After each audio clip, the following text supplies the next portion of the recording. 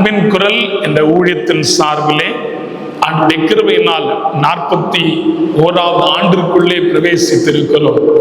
40 ஆண்டு காலம் இந்த ஊழியத்தை செய்யும்படி கர்த்தர் எனக்கு நல்ல பலன் தந்தார், பாதுகாத்தார். அதே வேளை கழிந்த 2 மாதங்களாய் எங்கும் ஊழியத்துக்கு செல்ல முடியாத ஒரு சூழ்நிலை எனக்கு இருந்தது. ஒரு சின்ன அறுவை சிகிச்சையின் மூலமாக நான் ரெஸ்ட்ல இருந்தேன். ஊழியத்திற்கெல்லாம் டேட்டே கொடுக்கல, எல்லா டேட்டையும் கேன்சல் பண்ணிட்டேன். ஆக அந்த அளவுக்கு இருந்திருந்தாலும் இப்பொழுது 1-2 தினங்களாகத்தான் நான் ஊழியத்திற்கென்று மறுபடியும் வந்திருக்கிறேன். சோ இன்றைக்கு உங்கள் திருச்சபையில 2வது மீட்டிங்ல நான் பேசுறேன். எப்படி பார்த்தாலும் கர்த்தர் ஒவ்வொருவரையும் பாதுகாக்கிறவர் என்கிறதை மறந்து போகக்கூடாது.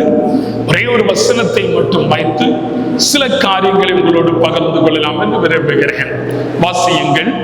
யோபுவின் புஸ்தகம் 25ஆம் அதிகாரம் 2ஆம் வசனத்தை ஒருவர் வாசியுங்கள். யோபு 25:2.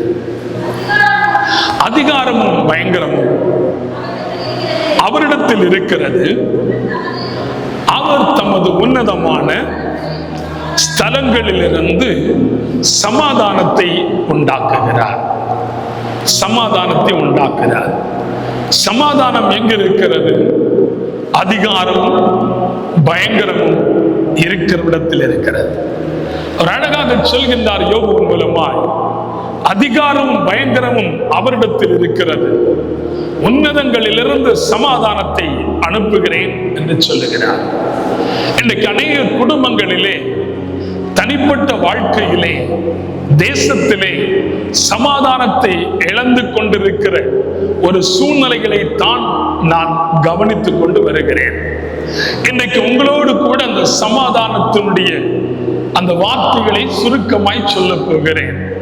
எங்கிருந்து சமாதானம் நமக்கு வருகிறது, அந்த சமாதானத்தினாலே நாம் எப்படிப்பட்ட ஆசீர்வாதத்தை பெற்றுக் கொள்ளுகிறோம் என்று சொல்லி ஏசாயா 55:12 சொல்லப்படுகிறார், நீங்கள் மகிழ்ச்சியோடு புறப்பட்டு சமாதானத்தோடு கொண்டு போக கடவீர்கள் என்று தெளிவாய் சொல்லுகின்றார்.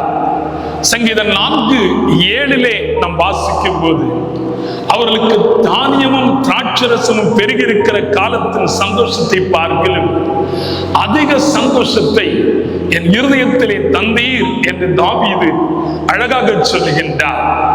யார் அந்த சமாதானத்தை கொடுக்கிறவர்? ஏசாயா 9ஆம் அதிகாரம் 6ஆம் வசனத்தை நீங்கள் வாசித்து பார்த்தால், அவர் சமாதான பிரபு என்று தெளிவாய் சொல்லுகின்றார். அந்த சமாதான பிரபுதான் வருத்தத்தோடும் வேதனையோடும் இருக்கிற மக்களை பார்த்து, நான் உங்களுக்கு இளைப்பாறுதல் தருவேன், நீங்கள் என்னிடத்தில் வர வேண்டும் என்று சொல்லி அழைப்பு கொடுக்கிறார். மத்தேயு 11:28 சொல்கின்றார், வருத்தப்பட்டு பாரம் சுமக்கிறவர்களே, நீங்கள் எல்லோரும் என்னிடத்தில் வாருங்கள், நான் உங்களுக்கு இளைப்பாறுதல் தருவேன் என்று சொல்லுகின்றார். என் ஆண்டவர் இளைப்பாறுதலை கொடுக்கிறது யாருக்கு? யோபு 34ஆம் அதிகாரம் 30ஆம் வசனத்தை நீங்கள் வாசித்து பார்த்தால், ஒரு ஜனத்துக்கானாலும் ஒரு மனிதனுக்கானாலும் சமாதானத்தை அருளுகிறவர் யார் உங்களை கலங்க பண்ணுவார்? அவர் தமது முகத்தை மறைத்தார், அவரை காண்கிறவன் யார் என்று சொல்லி தெளிவாய் சொல்லுகின்றார். அல்லேலூயா. சத்தமா சொல்லுங்களேன். சமாதானத்தை ஒரு மனுஷனுக்கானாலும் ஜனத்துக்கானாலும் ஆண்டவர் அருளும் போது அதை கலங்க பண்ணுகிறவர் யார் கேட்கிறார்?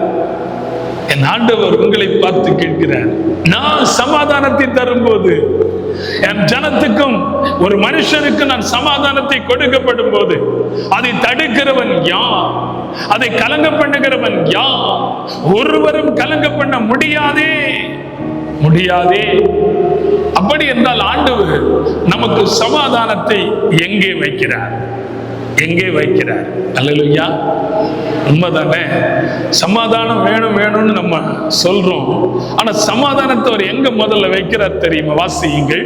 கொலோசியர் 3ஆம் அதிகாரம் 15ஆம் வசனத்தை ஒருவர் வாசியுங்கள்.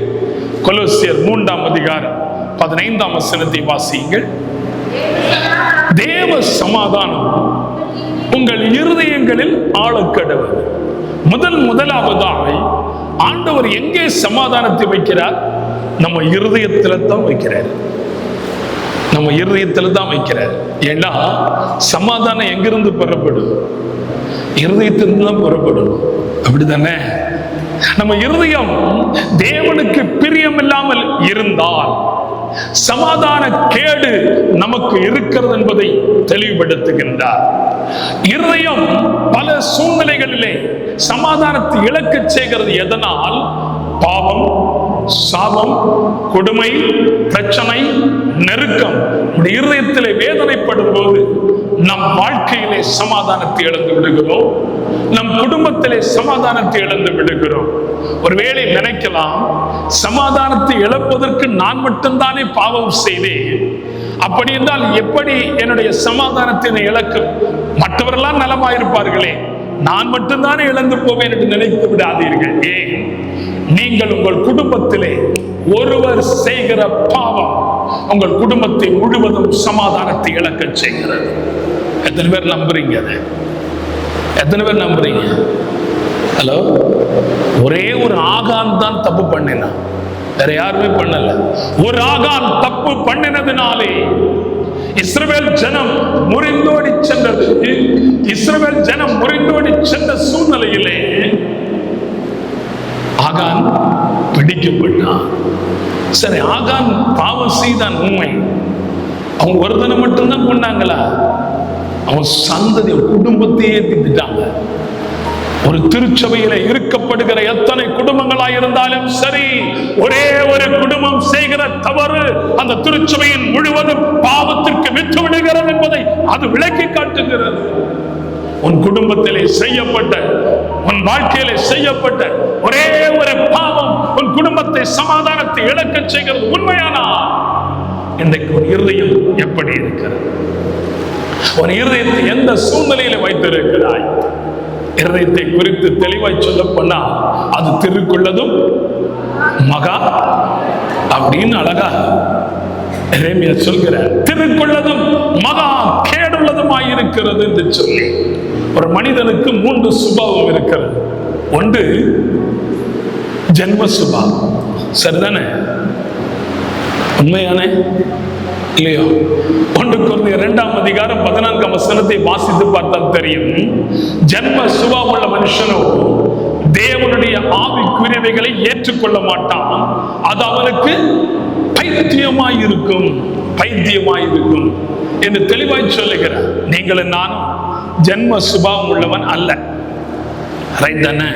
நம்ம யாரு? நம்ம எல்லாம் யாரு? யாரு சொன்ன? நம்ம எல்லாம் கிறிஸ்தவங்க தானே? சந்தேகம் இருக்கோ இல்லையே? ஆமா, ஜென்ம சுபாவம் உள்ள மனிதன் கிறிஸ்தவன் அல்ல. தேவனுடைய வார்த்தை அவனுக்கு பைத்தியமாயிருக்கும். அவன் ஒரு நாளும் அதை ஏற்றுக்கொள்ளவும் மாட்டான், ஆவிக்குரியவைகளை சிந்திக்கவும் மாட்டான். அது நம்ம இல்லை, அதனால அப்படி விட்டுறேன். 2வது சுபாவத்துக்கு போமா. என்ன சுபாவம் சொல்லுங்களேன்? ஒருவர், யாராவது ஒருவர் சொல்லுங்களேன். பார்க்குறீங்க போல. அதே 1 கொரிந்தியர் 3ஆம் அதிகாரம் 2ஆம் வசனத்தை வாசியுங்கள். நீங்கள் பலன் இல்லாதவர்கள் ஆனதினால் உங்களுக்கு போஜனம் கொடாதபடி பாலை குடிக்க கொடுத்தேன். இன்னமும் நீங்கள் மாமிசத்துக்குரிய பிள்ளைகளாய் இருக்கிறபடியினால் இப்பொழுது உங்களுக்கு 2வது சுபாவம். என்ன சுபாவம்?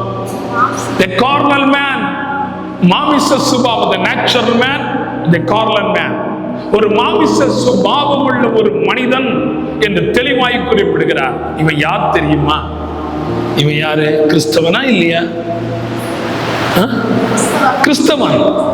ஏன்னா போஜனம் கொடாதபடி குடிக்க பால், நீங்கள் வளரும்படி புதிதாய் பிறந்த அழகா களங்கம் இல்லாத இல்லையா நல்ல ஞானப்பால நமக்கு கொடுத்து வளர்த்தி இருக்காரு, நல்ல வளர்த்தி இருக்காரு. ஆனா அந்த கிறிஸ்தவனாகிய நமக்கு அந்த மாமிச சுபாவம் இன்றைக்கு தேவனுக்கு நமக்கு ஒரு பிரிவினையை கொண்டு வருகிறது. கலாத்தியர் 5ஆம் அதிகாரம் 19-20 வசனங்களை வாசித்தால் தெரியும். மாமிசத்தின் கிரியைகள் வெளியரங்கமாய் இருக்கின்றன. அவை யாவன?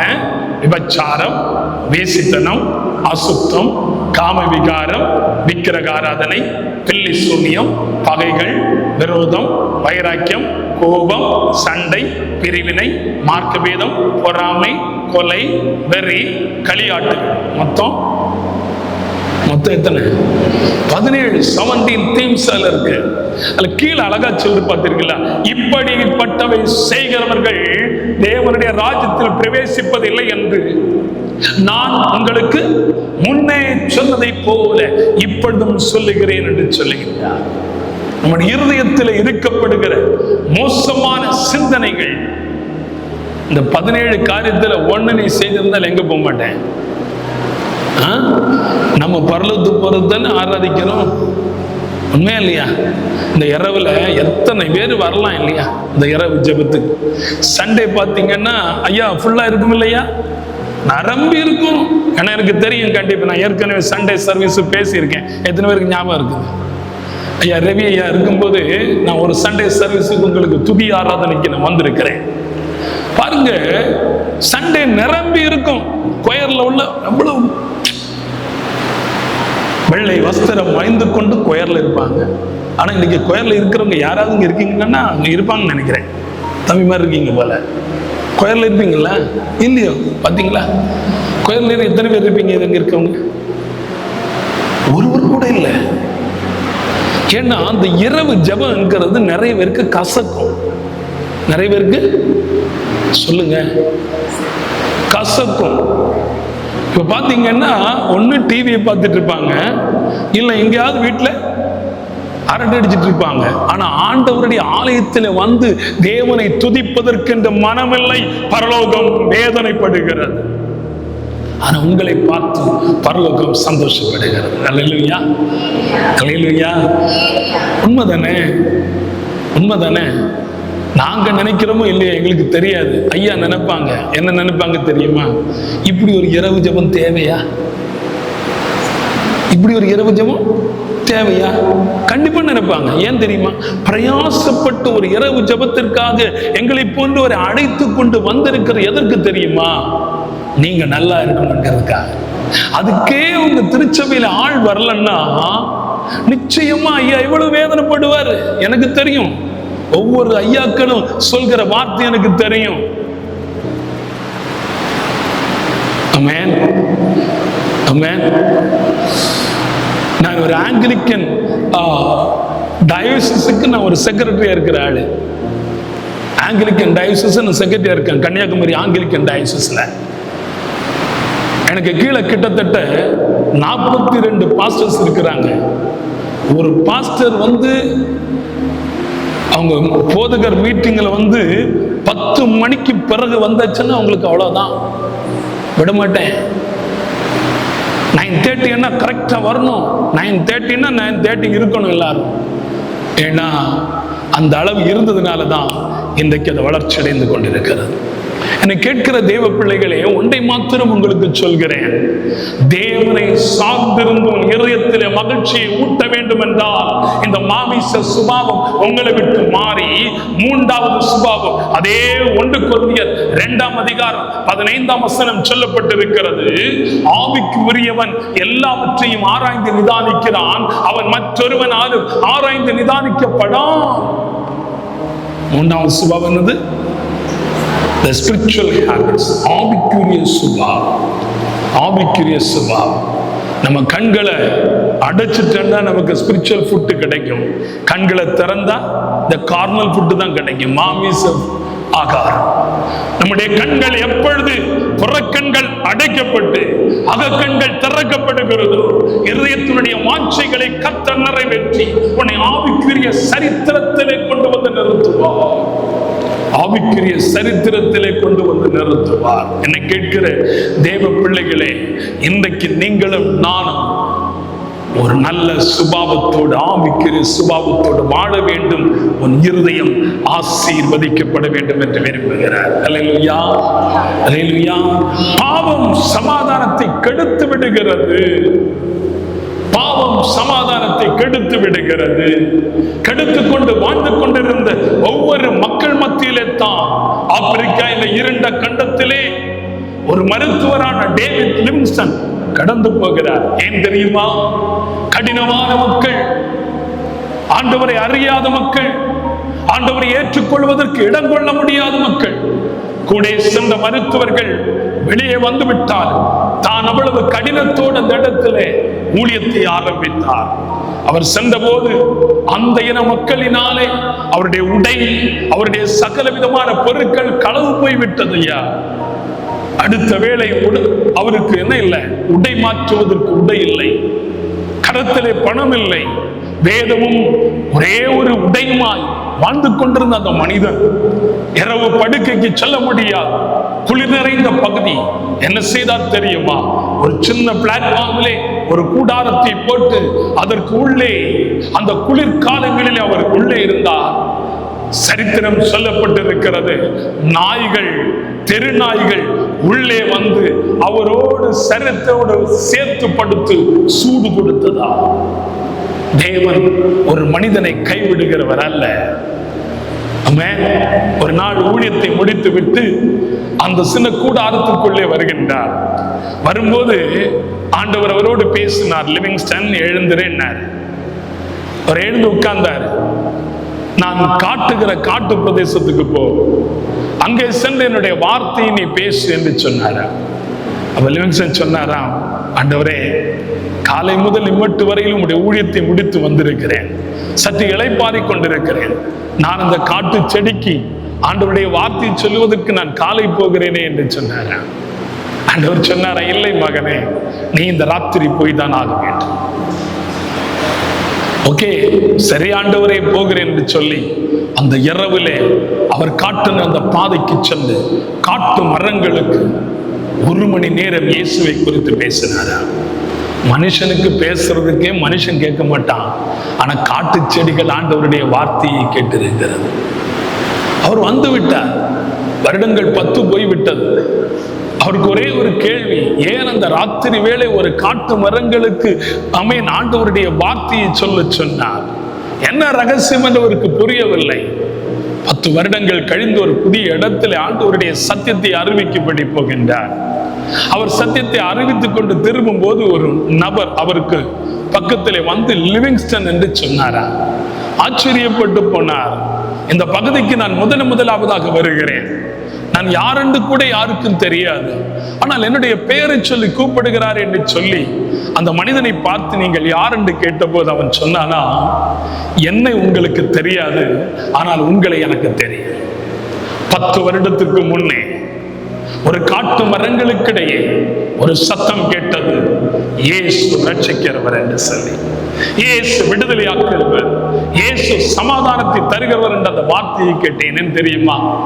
சந்தன மரங்களை எல்லாம் வெட்டி விற்று அரசாங்கத்திற்கு விரோதமாய் வாழ்ந்து கொண்டிருந்த என் வாழ்க்கை சமாதானத்தை இழந்தவனாய் மரணத்திற்கு போராடி கொண்டிருக்கிற ஒரு சூழ்நிலை வந்தது. நான் சூசைட் பண்ண வேண்டும் என்று ஒரு மரத்திலே கயரை கட்டி கொண்டிருக்கும் போது அந்த சத்தம் என் காதுக்கு வந்தது, இயேசு உன்னை நேசிக்கிறார், இயேசு உனக்கு சமாதானத்தை கொடுக்கிறார். அந்த வார்த்தை யார் அந்த இயேசு என்று என்னையே கேட்க வைத்தது. ஒரு வேத புத்தகம் கிடைத்தது. வேதத்தை படித்தேன்.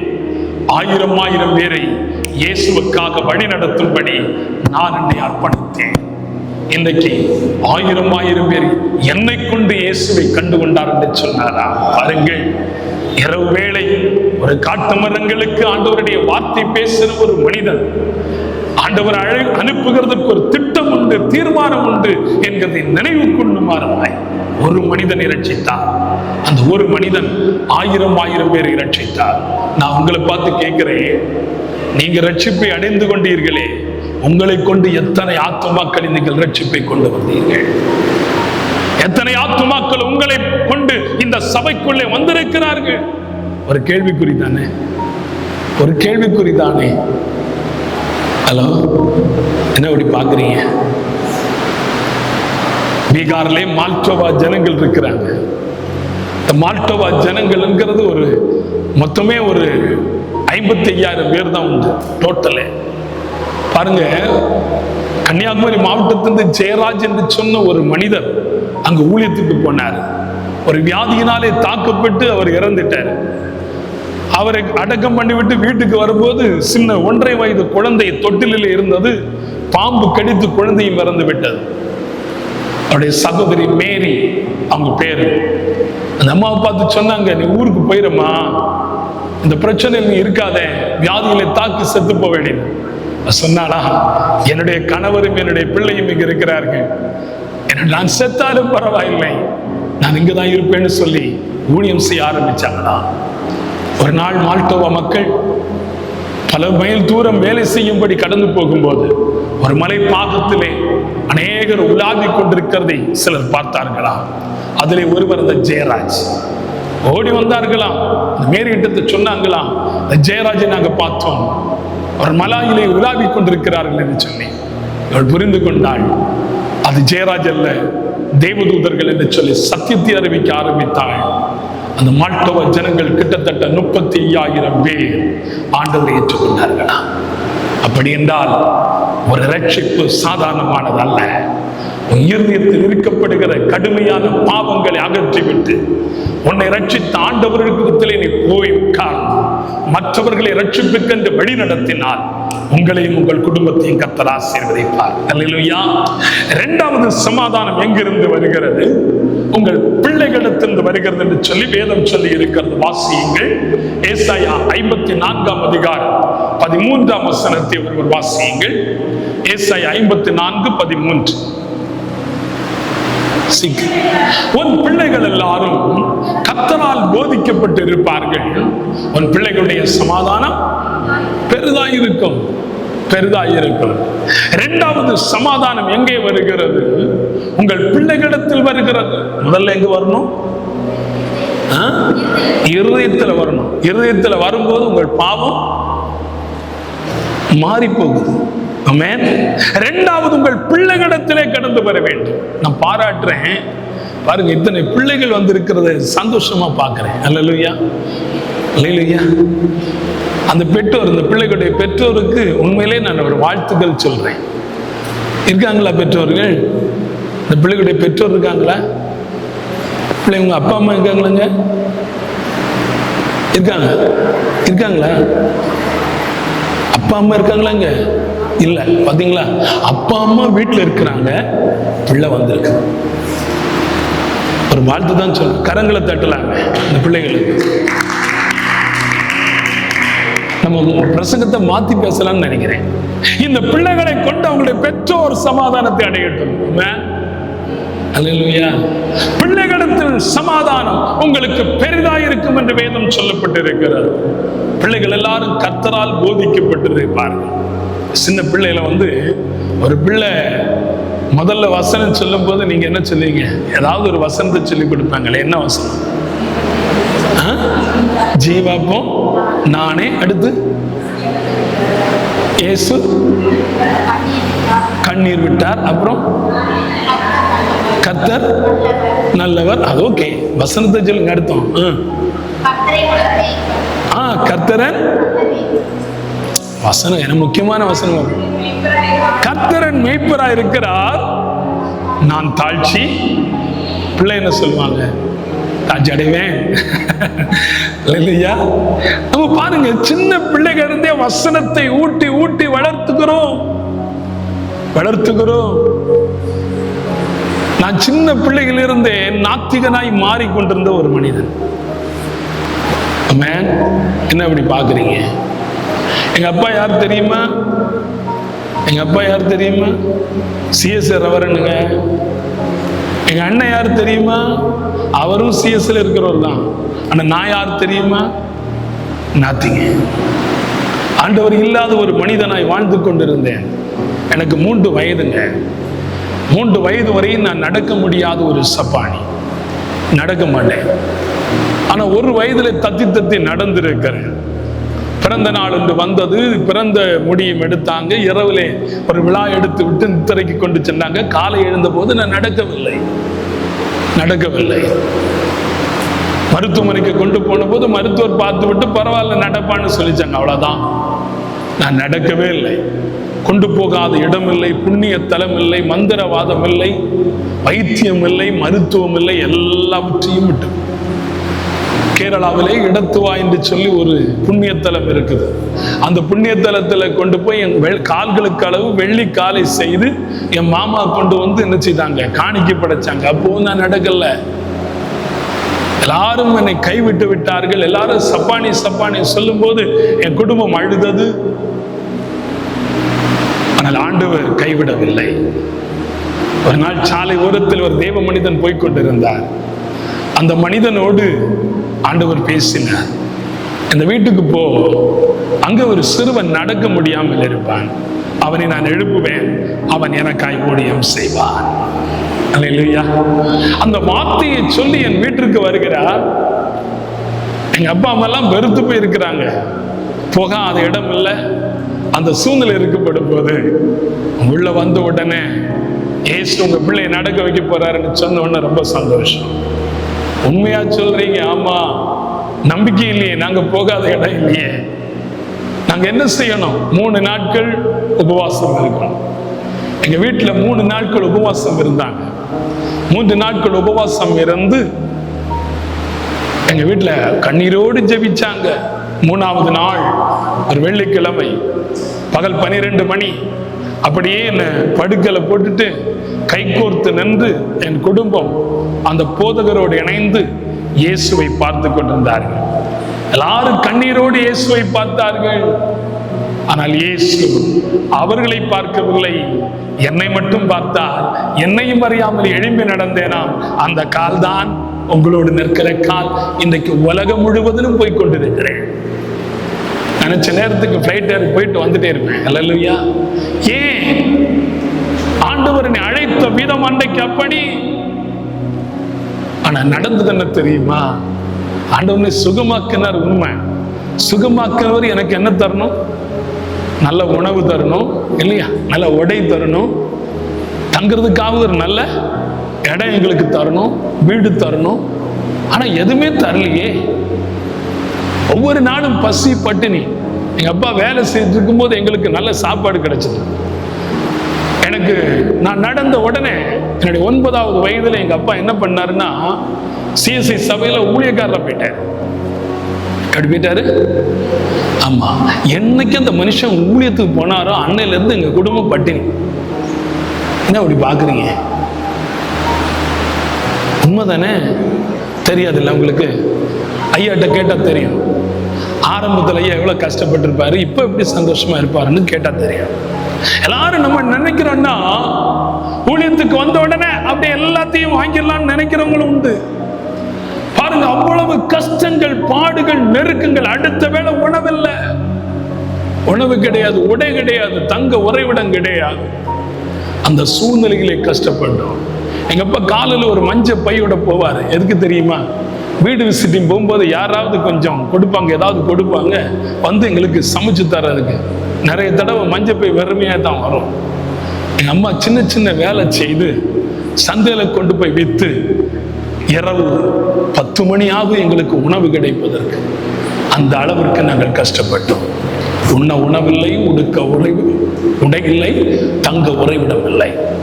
மிகுந்த பாடுகள். ஒரு தடவை என்னுடைய சொந்த சித்தப்பா வீட்டுக்கு போய் எனக்கு ஒருபடி சோறு வேணும்னு கேட்டேன். எங்க சித்தப்பாவுக்கும் எங்க அப்பாவுக்கும் பயங்கர டக்க போறோம். எதிரியா இருந்தாலும் பிள்ளை போய் கேட்டா தருவாங்கல்ல. ஆனா அவங்க தரல. என்னுடைய தோளிலே மிதித்து தூக்கி வீசினாங்க. என்னுடைய தலை போய் கல்லில் அடித்து இரத்த காயம் வந்தது. கலிந்த உடையோடு இருக்கப்படுகிற என் தாய் அந்த இரத்தத்தை கூட கவனிக்காதபடி ஓடி சென்று என்னை எடுத்து, இரத்தத்தை கவனிக்கவில்லை, என்னை அப்படியே இன்றைய தாயார் பிள்ளை கீழே விழுந்தால் எடுத்து தட்டி கொடுப்பாங்க. அன்றைய தாயார் 4 கூட போடுவாங்க. பார்த்துருக்கீங்களா? அது மாதிரி 4 கூட போட்டு ஒரு மூலையில் என்னை கொண்டு போய் விட்டு அந்த தாய் முழங்கால் படியிட்டு என்ன அழுதால் தெரியுமா? கால் பக்க அரிசி இருந்தால் என் பிள்ளைகள் இவ்வளவு வேதனைப்படுவார்களோ என்று சொல்லி அந்த தாய் கதறி கதறி அழுதாள். அவர்கள் அழ பிஞ்சு உள்ள நஞ்சு வளர்ந்தது. நத்திங் காட் என்று சொன்னேன். 9வது வயதிலிருந்தே ஆண்டவர் இல்லை என்று சொன்ன ஒரு பாதத்தண்டையிலே ஓடிக்கொண்டிருந்த என்னை 1985 ஆண்டு மே மாதம் 5ஆம் தேதி நான் தேடாத இயேசு என்னை தேடி வந்தார், அழைத்தார், ஊழியத்தை தந்தார். இன்றைக்கு 40 ஆண்டு காலமாய் ஆண்டவருடைய ஊழியத்தை நிறைவேற்றி வருகிறேன். ஏன் இதை சொல்கிறேன் என்றால், பிள்ளைகளை கொண்டு சமாதானம் பெற்றோருக்கு உண்டு. உங்கள் பிள்ளைகள் சமாதானம் உள்ளவர்களாய் இருப்பார்கள். இன்றைக்கு எத்தனை பிள்ளைகளை கொண்டு நீங்கள் சமாதானத்தை அடைகிறீர்கள்? வளர்த்து விடுவீர்கள். கொஞ்சம் வளர்ந்த உடனே சொல்லுவாங்களே, தலை இருந்த இடத்துல கழுத்து வந்தா நம்மளை மிஞ்சி போயிடுவாங்கன்னு சொல்லுவாங்களே. எத்தனை பெற்றோர்கள் இன்றைக்கு அழுது கொண்டிருக்கிறீர்கள்? பிள்ளைகள் வார்த்தைகள் கேட்பது இல்லை. இன்றைக்கு பிள்ளைகளுடைய வார்த்தைகளை கேட்டு பெற்றோர் இருக்கிற சூழ்நிலை மாறியது. ஆண்டவர் சொல்கின்றார், பிள்ளைகளே, உங்கள் பெற்றோருக்கு நீங்கள் கீழ்ப்படிந்து, ஆண்டவருக்கு கீழ்ப்படிந்து உண்மையாய் திருச்சபைக்கு ஏற்றவர்களாய் இருப்பீர் என்று சொன்னால் ஒரு பெற்றோர் தான் சந்தோஷம் அடைவார்கள்.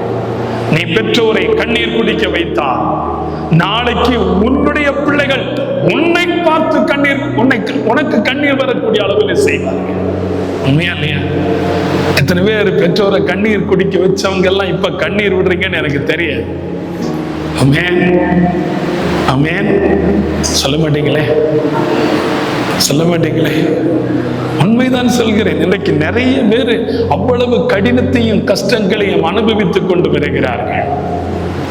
நல்ல வேளை நான் எங்க பெற்றோரை கண்ணீர் குடிக்க வைக்கல, அதனால பிள்ளைகள் எங்களுக்கு கண்ணீர் குடிக்காம வச்சுட்டு இருக்காங்க. இல்லையா?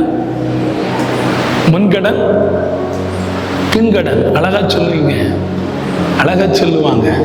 ஒன்னே ஒன்று சொல்கிறேன், தேவனை சார்ந்திருக்கிற பிள்ளைகள் யாராயிருந்தாலும் சரி, ஒரு குடும்பத்தில் நீங்கள் சமாதானத்தையே காண்பீர்கள் என்று சொல்லி வேதம் அழகாக சொல்லப்பட்டு இருக்கிறது என்று நீங்கள் பார்க்கலாம். ஏசாயா 54ஆம் அதிகாரம் 14ஆம் வசனத்தில் தெளிவாய் சொல்லப்பட்டிருக்கிறது.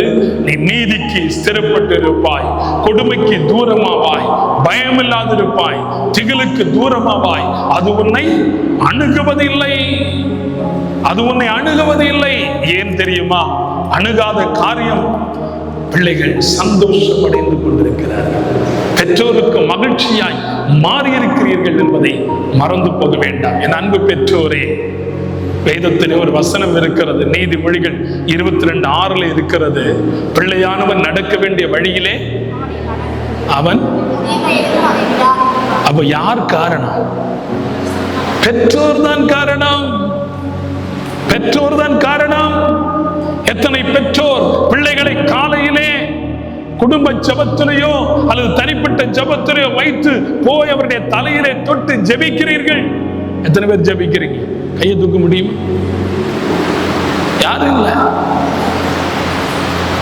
ஒரு 21 வயசான பையனை கொண்டு வந்து எங்களை மாதிரிப்பட்ட ஆட்கள், ஐயா மாதிரிப்பட்ட ஆட்களுக்கு முன்ன கொண்டு வந்து, ஐயா இந்த பிள்ளை கீழ்ப்படுதலே இல்லை, எங்க ஒரு பாசல பேச்சுன்னா செல்லு வழியே இல்லை அப்படின்வாங்க.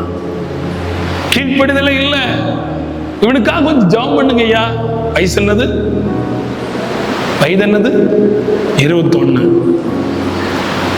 பாவம் ஐயாவும் நானுங்கெல்லாம் இப்படி இருக்கும்போது வந்து ஜெபம் பண்ணுவாங்க.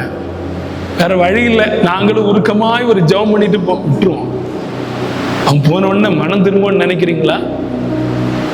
நீங்க சொல்லியே கேட்கல, நாங்க செய்யற ஒரு ஜெபத்துல நடக்குமா? நினைச்சு பாருங்க. உன் பிள்ளைகளை சிறு பிள்ளைகளிருந்தே தலையிலே தொட்டு ஜெபிச்சு நீ வந்தேன்னா எந்த விதமான தீங்கும் உங்கள் பிள்ளைகளை தொடுவதில்லை. உங்கள் பிள்ளைகள் கீழ்ப்படுதலாய் இருப்பார்கள். இன்றைக்கு அதை மறந்து விடுகிறீர்கள், மறந்து விடுகிறீர்கள். எனக்கு 2 பிள்ளைகள். இவர் சின்னவர், பெரியவர் யூனிவர்சிட்டியில நெட்வொர்க் இன்ஜினியரா இருக்காரு. அவருக்கு வர்ற ஜூலை மாசம் 6ஆம் தேதி மேரேஜ் இருக்குது. நல்லா பார்த்துங்க, 2 பேரையும் இன்றைக்கும் நாங்கள் தலையை தொட்டு ஜெபம் பண்ணிட்டு தான் இருக்கோம். வெளியே போனாலும் ஜெபம் பண்ணிட்டு தான் போவாங்க. ஏன்? அதனாலதான் கர்த்தர் பாதுகாக்கிறார். இன்னைக்கு அவன் சின்ன உயிரோடு இருக்கிறதே ஒரு பெரிய காரியம். திருப்பதி சாரத்து வச்ச பிளட்ல கார் அகப்பட்டு அதிலிருந்து கர்த்தர் அவனை விடுவித்துக் கொண்டு வந்தார்.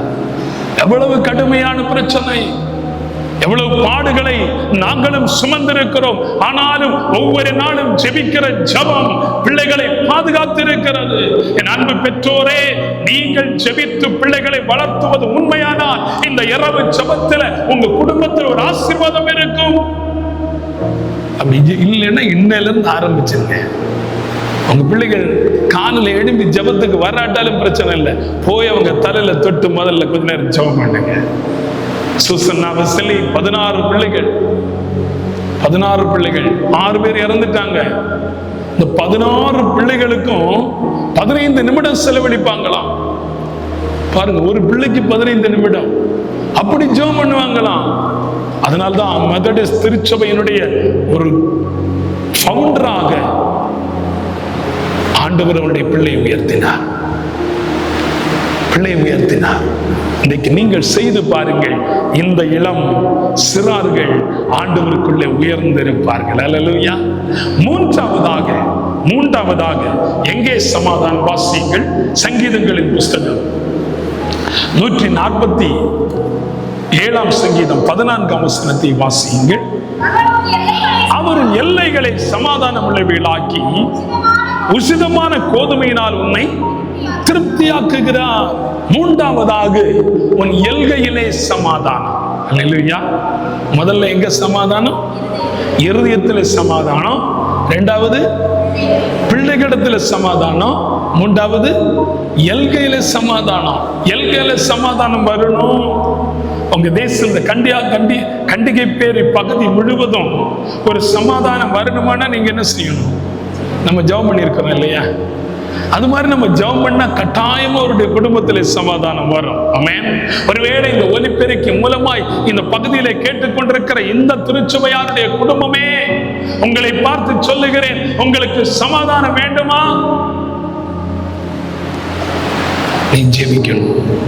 ஜெபம் இருந்தால் சமாதானம் கிடைக்கும். அல்லேலூயா, அல்லேலூயா. தேவனை தேடுகிற பிள்ளைகளுடைய வாழ்வு சமாதானம் கடந்து வரும். தேவனை தேடுகிற பிள்ளைகளுடைய எல்கை சமாதானமாய் இருக்கும். உன் பக்கத்து வீட்டுக்காரங்க ஆசீர்வதிக்கப்படும். நீ ஜெபம் பண்ணி பாரு, உன் பக்கத்து வீட்டுக்காரங்க ஆசீர்வதிக்கப்படுவார்கள். அதான் உன் எல்கையிலே சமாதானம். நம்ம அப்படி யாரும் ஜெபம் பண்றது இல்ல. பக்கத்து வீட்டுக்காரன் ஜெபம் பண்ணிக்கல.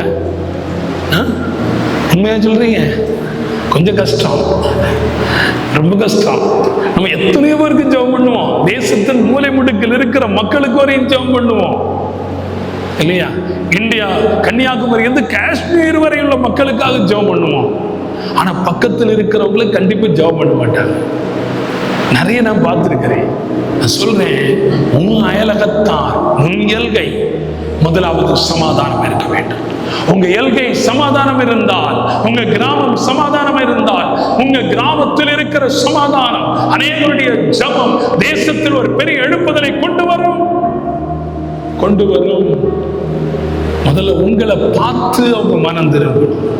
உங்க நடக்கையை பார்த்து மனம் திரும்பணும். அல்லேலூயா, அல்லேலூயா. சுவிசேஷம் என்ன என்பதை நீங்க புரிந்துக்கணும். நிறைய பேரு சுவிசேஷம் என்னன்னு நினைக்கிறேன். நான் உண்மை சொல்றேன், யாரிடத்திலும் போய் சுவிசேஷம் சொல்ல மாட்டேன். நான் என்ன நடத்தி காட்டுவேன். என்னை பார்த்து அநேகர் ஆண்டவரை ஏற்றுக்கொண்டார்கள்.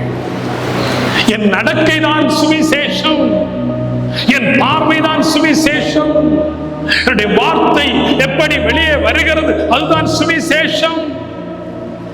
உன் எல்கையிலே சமாதானம் வர வேண்டும். நீ தேட வேண்டும். என்னுடைய மனைவி ஜெபம் பண்ணுவாங்க பாருங்க.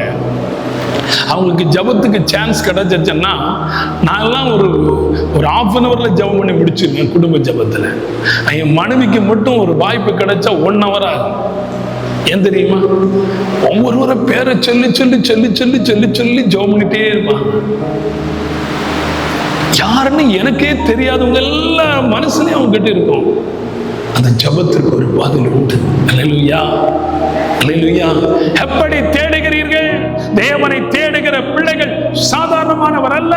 எலியாவை பார்த்து அழகாக சொன்னார், எலியா நம்மை போல் பாடுள்ள மனுஷன். ஆனா அவருடைய ஜெபம் கேட்கப்பட்டது. அவருடைய ஜெபம் கேட்கப்பட்டது. யாருடைய ஜெபம் கேட்கப்பட்டது? பாடுள்ள மனிதனுடைய ஜெபம். பாடுள்ள மனுஷன், கண்ணீரோடு இருக்கிற மனுஷன். வேதனையோடு இருக்கிற மனுஷன், நெருக்கத்தோடு இருக்கிற மனுஷன், நீங்க ஜெபம் பண்ணி பாருங்க, ஜெபம் கேட்கப்படும். அல்லேலூயா, அல்லேலூயா. சத்தமா சொல்லுங்கள் அல்லேலூயா. யோபுடைய ஜெபம் அவனையும் அவன் வீட்டையும் வேலிடைத்து வைத்திருந்தது. ஆகையினாலே ஒரு சாட்சி உள்ள ஜெபம் வேண்டும் என்று சொல்லுகின்றார். ஏசாயா 45 அதிகாரம் 22 வசனத்தில் சொல்லப்படுகிறது, பூமியின் எல்லை எங்கும் உள்ளவர்களே என்னை நோக்கி பாருங்கள், அப்பொழுது ரட்சிக்கப்படுவீர்கள், நானே தேவன், வேறு ஒருவரும் இல்லை என்று சொல்லுகின்றார். எவ்வளவு அருமையான ஒரு வார்த்தை, எவ்வளவு அருமையான ஒரு வார்த்தை. பாருங்கள், தேவனை தேட வேண்டும். நீங்கள் அதிகாலை தேடுகிறவன் என்னை, ஆனா ஒரு இடத்துல சொல்லப்பட்டிருக்கு, அதிகாலை தேடினாலும் நீ என்னை காண மாட்டாய். அப்படி இருக்கா பைபிள்? இல்ல இருக்கோ? அப்படி இல்ல, அப்படி ஒரு வார்த்தையே இல்லை. வாசிங்களேன், நீதிமொழிகள் 1 அதிகாரம் 28 வசனத்தை வாசிங்க. இன்னும் திருப்பியும் சொல்றாங்க இல்லைன்னு, தைரியமா சொல்றீங்க. நீதிமொழிகள் 1:28 வாசிங்க. அப்பொழுது அவர்கள் என்னை நோக்கி கூப்பிடுவார்கள், நான் மறுஉத்தரவு கொடுக்க மாட்டேன். அவர்கள் அதிகாலையில் என்னை தேடினாலும் இருக்கோ? நீங்க இல்லைன்னீங்க, அடிச்சு சொன்னாங்க இல்லைன்னு. அல்லேலூயா. 8:17 சொல்லப்பட்டிருக்கிற அதிகாலை தேடினாலும் என்னை காண்பாய். 1:28 சொல்கிறார், அதிகாலை தேடினாலும் நீ என்னை காண மாட்டாய். காரணம் என்ன தெரியுமா? கீழே அழகா இருக்கிறது, வாசிங்கத. அவர்கள் அறிவை வெறுத்தார்கள், கர்த்தருக்கு பயப்படுதலை தெரிந்து கொள்ளாமல் போனார்கள். என் ஆலோசனை அவர்கள் விரும்பவில்லை, என் கடிந்து கொள்ளுதலை அசட்டை பண்ணினார்கள். ஆகையால் அவர்கள் தங்கள் வழிகளின் பலனை புசிப்பார்கள், தங்கள் யோசனைகளை திருப்தியாவார்கள். பேதைகளின் மாறுபாடு அவர்களை கொல்லும், மூடனின் நிர்விசாரம் அவர்களை அழிக்கும். எனக்கு செவி கொடுக்கிறவனையோ விக்கனம் என்று வாசம் பண்ணி ஆபத்தை கண்டு பயப்படாதிருப்பான், அமைதியாயிருப்பான். எவ்வளவு அருமையான வார்த்தை. ஏன் அந்த ஜெபம் கேட்கப்படவில்லை? அவர் அறிவை வெறுத்தார்கள். இன்னைக்கு எல்லாருக்கும் அறிவு இருக்குது, அறிவு இருக்குது, ஆனா வெறுமை, வெறுத்து போனார்கள். கர்த்தருக்கு பயப்படுதலை தெரிந்து கொள்ளாமல் போனார்கள். பயம் இல்லை, பயம் இல்லை. உண்மைதானே? காலையில இருந்து சாயங்காலம் வரையில நாம பைபிள் படிக்கிறோமோ ஜெபிக்கிறோமோ ஏதோ ஒன்று செய்துட்டு இருக்கோம். பயம் இல்லை, கர்த்தரை குறித்து ஒரு பயம் இல்லை, திட்டம் இல்லை. அடுத்து அழகா சொல்லப்பட்டிருக்கிறது, அவருடைய ஆலோசனையை விரும்பவில்லை. பாவம் ஐயா, சனிக்கிழமையான தூங்க மாட்டாரு. சனிக்கிழமையான ஐயா தூங்க மாட்டேங்க தானே. கம்ப்ளீட்டா பிரசங்கத்துக்கு, அடுத்த நாள் பிரசங்கத்துக்கு எல்லாத்தையும் எடுத்து உங்களுக்கு கொண்டு வந்து என்ன செய்வாங்க? ஆண்டவருடைய வார்த்தையை சொல்லுவாங்க. தப்பி தவறி வேதவசம் தான் அவர் பேசுவாரு. தப்பி தவறி எங்கேயாவது ஒரு வார்த்தை விழுந்தன்னா என்ன நடக்கும்? சொல்லுங்க, என்ன நடக்கும்? உண்மை. இப்ப எனக்கும் ஐயா நான் பார்த்ததே இல்லை, என்னை தான் பார்க்கிறேன். இதே மாதிரி நிறைய இடத்துல நான் போய் பிரசங்கம் பண்ணுவேன். ஏதோ ஜபம் பண்ற நேரத்தில் ஒரு தீர்க்க தரிசன வார்த்தை விழுந்துடும். அது அங்க கரெக்டா இருக்கும். முடிஞ்ச உடனே ஐயாட்ட சண்டைக்கு போயிடுவாங்க. நீங்க அவர் வர்றதுக்கு முன்னே எல்லாத்தையும் சொல்லி வச்சு கொடுத்துட்டு இங்க கொண்டு வந்திருக்கீங்க. இதன் இந்த பயத்தினாலே இப்ப தீர்க்க தரிசனம் வந்தாலும் சொல்றது இல்லை. அல்லேலூயா. எதுக்கிட்ட அந்த வம்பு? ஆலோசனையை விரும்புறது இல்ல. அவர் அவ்வளவு பாரப்பட்டு ஞாயிற்றுக்கிழமை வந்து பிரசங்கம் பண்ணுவார். இந்த வாரம் அவர் தானே பண்ணாரு, அவர் தானே பண்ணாரு. கேட்கிறேன், போன வாரம் உபதேசியரா? அதுக்கு முந்தின வாரம், முதல் வாரம். அந்த முதல் வாரத்தில் ஐயா என்ன பிரசங்கம் பண்ணு சொல்லுங்களேன்.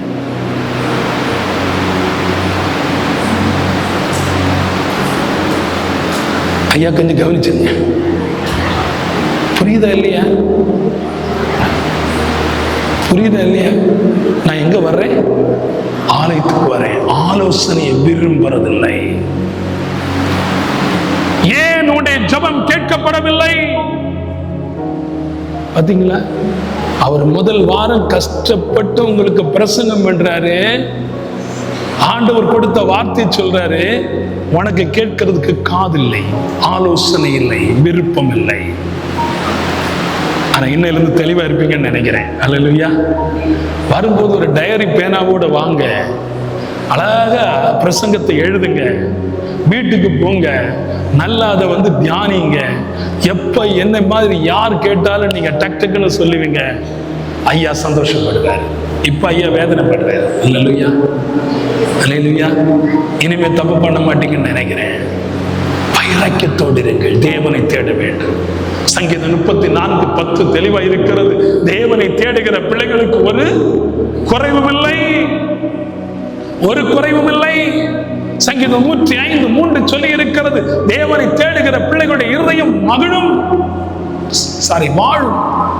சங்கீதம் 74:32 சொல்லி இருக்கிறது, தேவனை தேடுகிற பிள்ளைகள் 74 சொல்லி இருக்கிறது, தேவனை தேடுகிற பிள்ளைகளுடைய இருதயம் மகிழும். சங்கீதம் 69:32 சொல்லி இருக்கிறது, தேவனை தேடுகிற பிள்ளைகளுடைய இருதயம் என்ன செய்யும்? சந்தோஷம். அல்லேலூயா, அல்லேலூயா. எபிரேயர் 11:6 சொல்லி இருக்கிறது, தேவனை தேடுகிற பிள்ளைகள் ஒரு நாளும் கைவிடப்படுவதில்லை. எஸ்ரா 8:22 சொல்லி இருக்கிறது, தேவனை தேடுகிற பிள்ளைகளுடைய கரம் நன்மை உள்ளது, நன்மை உள்ளது. நீதிமொழிகள் 23:5 சொல்லி இருக்கிறது, தேவனை தேடுகிற பிள்ளைகள் சகலத்தையும் அறிவார்கள். சங்கீதம் 19:10 சொல்லி இருக்கிறது, தேவனை தேடுகிற பிள்ளைகள் கைவிடப்படுவதில்லை.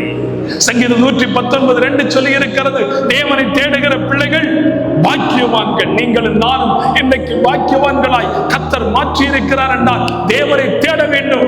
எல்கையிலே சமாதானத்தை கர்த்தர் கட்டளையிடுவார். அல்லேலூயா, அல்லேலூயா.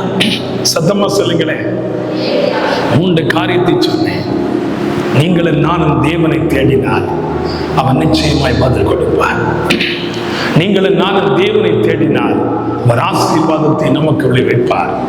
நீங்களும் நானும் தேவனை தேடினால் உங்கள் தேவைகளை முழுவதும் நிறைவேற்றி தருவார். அந்த ஆசீர்வாதங்களை இன்றைக்கு நீங்கள் பெற்றுக்கொண்டு சமாதானத்தை அடையும்படி எல்லாரும் எழுந்திருக்கலாமா? எல்லாரும் எழுந்திருக்கலாமா? ஆண்டவரோடு கூட, ஆண்டவரே உங்களுடைய சமாதானம் எவ்வளவு மேன்மை உள்ளது. உங்களுடைய சமாதானத்தினாலே நான் வாழ்கிறேன் என்று சொல்லி உள்ளத்தின் ஆழத்திலிருந்து நீங்கள் கேட்பீர்கள் என்று சொன்னார். கர்த்தருடைய ஆவியானவர் உங்களை தொட போகிறார். உங்களுடைய அபிஷேகம் உங்கள் நடுவே புறப்பட போகிறது. உங்களுடைய ஆசீர்வாதம் உங்கள் நடுவே இறங்கி வருகிறது. ஒரே வாழ்க்கையிலே சமாதானம் இல்லை. இன்றைக்கு என் வாழ்க்கையில் ஒரு சமாதானத்தை கொடுத்துள்ளட்டும். என் சுபாவத்தை சரிபடுத்துங்க. பாவம் எனக்கு சமாதானத்தை கெடுத்து விடுகிறது. சாபம் என்னுடைய வாழ்க்கையிலே கடந்து வந்த போது எனக்கு சமாதானத்தை இழந்து விடுகிறேன். என்னுடைய பிள்ளைகள் சமாதானத்தை இழந்து தவிக்கிறார்கள். என் பிள்ளைகளுடைய சமாதானம் எனக்கு வேண்டும். என் எல்கையிலே மக்கள் வேதனைப்படுகிறார்கள். என் எல்கையிலே சமாதானம் வேண்டும் என்று இருக்கிற உங்கள் வாழ்க்கை என் ஆண்டவரிடத்தில் அர்ப்பணிக்கலாமா? குயவன் வரைந்து கொண்டிருந்த மண்பாண்டம் அவனுடைய கையிலே கெட்டு போய்விட்டது. அவன் அதை எடுத்து குப்பத்தொட்டில போடல, மாறாய் அவன் தன் பார்வைக்கு சரியாய் வண்ணம் வரைந்தான் என்று சொல்லி எரேமியா 18:4 தெளிவாய் சொல்லப்பட்டிருக்கிறது. உங்களை பார்த்து கேட்கிறேன், ஒருவேளை நீங்கள் உடைந்து போயிருக்கிறீர்களா? சூழ்நிலையிலே சூழ்ந்திருக்கிற மக்கள் மத்தியிலே, உன் வேதனை, உன் கஷ்டங்கள் மத்தியிலே நீ நொந்து போயிருக்கிறியா? ஆண்டவர் சொல்கிறார், உன்னை மறுபடியும் ஒரு பாண்டமாய் மாற்றப் போகிறேன், ஒரு புதிய பாண்டமாய் உன்னை வைக்கப் போகிறேன் என்று எரேமியாவுக்கு சொன்ன வார்த்தையை கர்த்தர் உங்களுக்கு நீங்க சொல்கிறார். அந்த ஆண்டவருடைய கரத்திலே நம்மை தாழ்த்தி கேட்கலாமா? வேறுமையான பாத்திரம் நான் வேறுத்து தள்ளாமலே நீரம்பி வாழியும் பாத்திரமா விளங்க செய்யுமே.